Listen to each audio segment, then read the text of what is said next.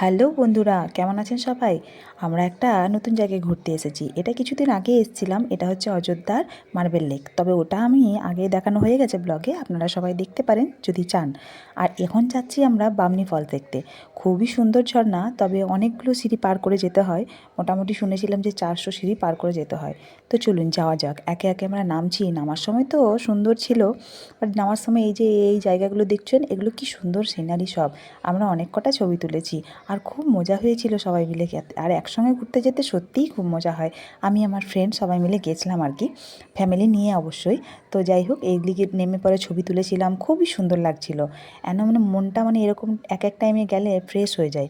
তো যাই হোক, যা বলছিলাম, 400টা সিঁড়ি পার করে করে যেতে নামার সময় তো খুব ভালোই লাগছিল, বাট ওঠার সময় তো একদম অনেকটাই কষ্ট পেয়েছি পুরো একদম। অনেকে তো শ্বাসকষ্ট হচ্ছিল এরকম লাগছিল, তবে আমাদেরও কম কষ্ট হয়েছে এরকম নয়। তবে হ্যাঁ, শুনেছি এত সুন্দর, না দেখলে মনটাই খারাপ লাগতো। তো গেছি যখন ভাবলাম দেখি, এই দেখুন সবাই মিলে উঠছে, আস্তে আস্তে উঠছে, বয়স্ক মানুষ সবাই গেছে। তো আমরাও যাচ্ছি। নামার সময় বুঝতে পারিনি, সুন্দর তাড়াতাড়ি করে নেমে গেছি, বাট ওঠার সময় অনেকটাই কষ্ট হয়েছে। তো এই যে ছেলেও গেছে অবশ্য, আমাদের সাথেই নেমেছে। ওই দেখুন প্রায় চলেই এসেছি, সামান্য একটু দেখতে পেলেন নিচটা দেখছেন কত গভীর। আর ওই যে ঝর্ণাটা, চলুন যাওয়া যাক ওইখানে। আর এই দেখুন চলে এসেছি, পেছন দিকে ঝর্ণা দেখুন কি সুন্দর একদম। আরও অনেক সামনে গেছিলো আবিরদারা, গেছিলো আবিরদা, তো অনেক সামনে একদম ঝর্ণার সামনেই চলে গেছিলো। ও আগেও এসছে 2-3 বার, তাই ওর প্র্যাকটিস আছে। তো যাই হোক, আমরাও গেছিলাম একটু সামনে, বাট অতটা যায়নি। তবে এই দেখুন সামনে থেকে ঝর্ণাটা কি সুন্দর, একদম ফ্রেশ জল। ঝর্ণা তো সুন্দর হয়ই, তবে হাতের সামনে পেয়ে মনে হচ্ছিল একবার ছুঁই।